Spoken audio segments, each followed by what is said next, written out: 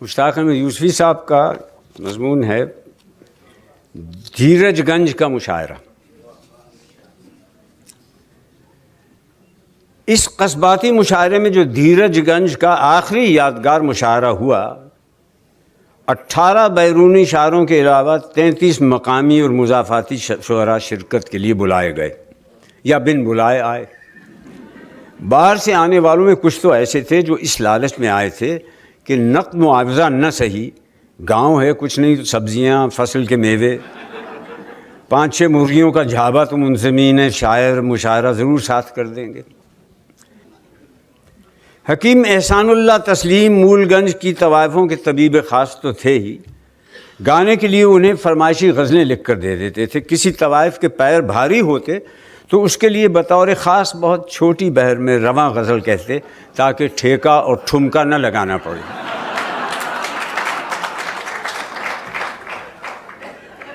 مشاعرہ گاہ میں ایک ہڑبونگ مچی تھی۔ خلاف توقع و تخمینہ گرد و نواح کے دیہات سے لوگ جوق در جوق آئے، دریا اور پانی کم پڑ گیا۔ سننے میں آیا کہ مولوی مجن کے مخالفوں نے یہ اشغلہ چھوڑا ہے کہ محفل کے اختتام پر لڈوؤں اور کھجوروں کا تبرک اور مرغیوں کی مہلک بیماری رانی کھیت کی دوا کی پڑیاں تقسیم ہوں گی۔ ایک دیہاتی اپنی 10-12 بیمار مرغیاں جھابے میں ڈال کے لے کے آیا تھا کہ صبح تک بچنے کی آس نہ تھی۔ ایک کاشتکار اپنی جوان بھینس کو نہلا دھلا کر بڑی امیدوں سے ہمراہ لایا تھا۔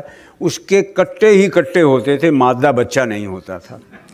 اسے کسی نے اطلاع دی تھی کہ شاعروں کے میلے میں طوائفوں والے حکیم احسان اللہ تسلیم آنے والے ہیں۔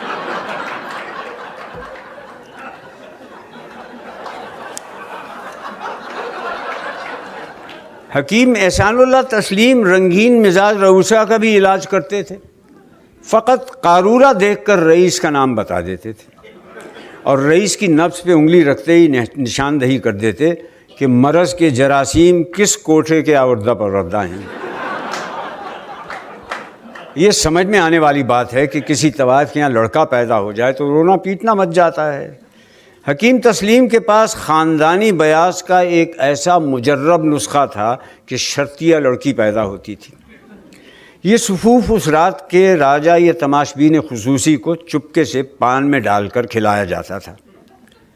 نسخے کے تیر بہدف ہونے کا اندازہ اس سے لگایا جا سکتا ہے کہ کانپور میں کسی کی ذاتی بیوی کے ہاں بھی لڑکی پیدا ہوتی تو میاں کی سر ہو جاتی کہ ہو نہ ہو تم وہیں سے پان کھا کر آئے تھے۔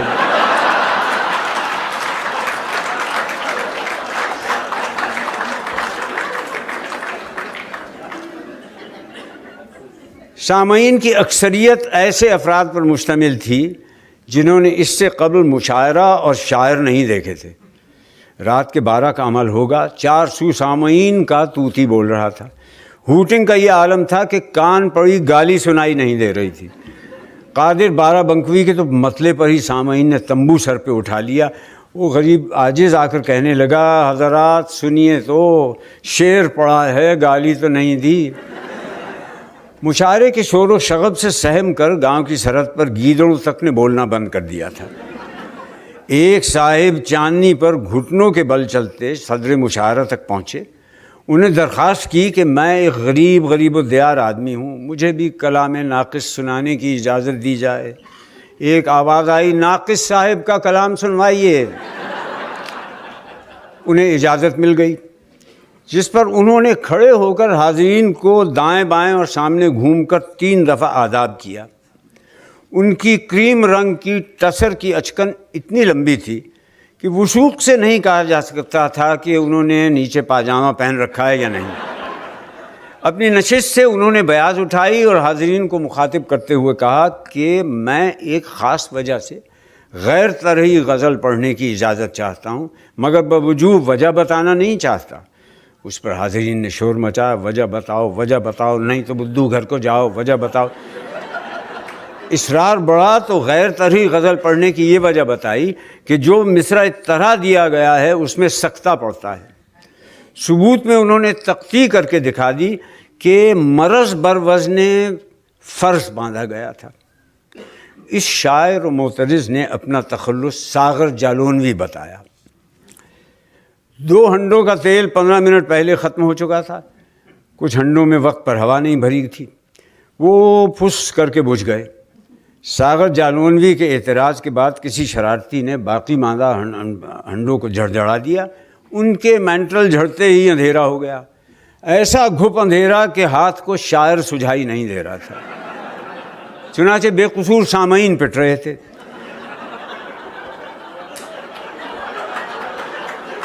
اتنے میں کسی نے صدا لگائی، بھائیو بھائیو اچو بچو بھاگو، رنڈیوں والے حکیم صاحب کی بھینس کی رسی توڑا کر اڑ گئی۔ یہ سنتے ہی گھمسان کی بھگدڑ پڑی۔ اندھیری رات میں کالی بھینس تو کسی کو دکھلائی نہیں دی، لیکن لاٹھیوں سے مسلح مگر دہشت زدہ دیہاتی سامعین نے ایک دوسرے کو بھینس سمجھ کر خوب دھنائی کی۔ لیکن یہ آج تک سمجھ میں نہ آیا کہ چرانے والوں نے ایسے گھپ اندھیرے میں تمام نئے جوتے کیسے شناخت کر لیے،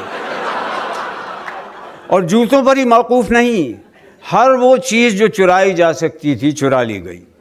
ساغر جالونوی کی دگنے سائز کی اچکن جس کے نیچے کرتا یا بنیان نہیں تھا، ایک جازم، تمام چاندنیاں، یتیم خانے کا سیاہ پرچم، صدر مشاعرے کا مخملی گاؤ تکیہ، ایک پٹواری کے گلے میں لٹکی ہوئی چاندی کا خلال، خواجہ قمر الدین کی جیب میں پڑے ہوئے 8 روپے اور عطر میں بسا ہوا ریشمی رومال اور پڑوسی کی بیوی کے نام مہکتا خط۔ حد یہ کہ کوئی گستاخ ان کی ٹانگوں سے پیوست چوڑی دار پاجامے کا ریشمی اظہار بند ایک ہی جھٹکے میں کھینچ کر لے گئے۔ جس کا جس چیز پر ہاتھ پڑا اسے اٹھا کے اتار کے نوچ کے پھاڑ کے اکھاڑ کے لے گیا۔ فقط ایک چیز ایسی تھی جس کو کسی نے ہاتھ نہیں لگایا۔ شاعر حضرات جہاں جہاں اپنی بیاضیں جس جگہ چھوڑ کر بھاگے تھے وہ دوسرے دن تک وہیں پڑی رہیں۔